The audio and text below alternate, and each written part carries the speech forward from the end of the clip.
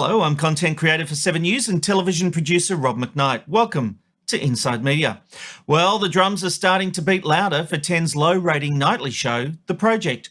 While many in the industry can't believe the show is still on air due to its low ratings, The Australian says it, and I quote, can 100% confirm that The Project is officially under review at 10 as the network's top brass check its pulse and try to assess whether there is any life left in the dying format. While the budget has been reduced over the years, it is still one of 10's most expensive shows and delivers only a fraction of the audience compared to 9 and 7.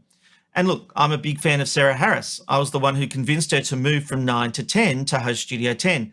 And she has added some much needed balance to the show. But even her charm and insights aren't enough to garner bigger audiences.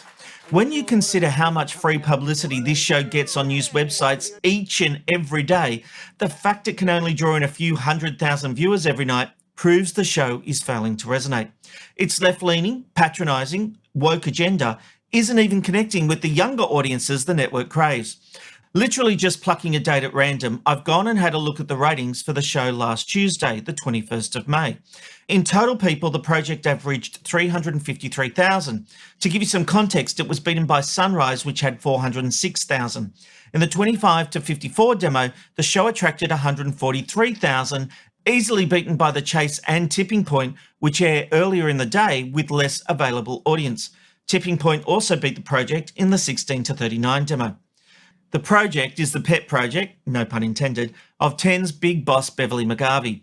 She's been a big supporter of the show since the very first pitch from Roving Enterprises around doing news differently.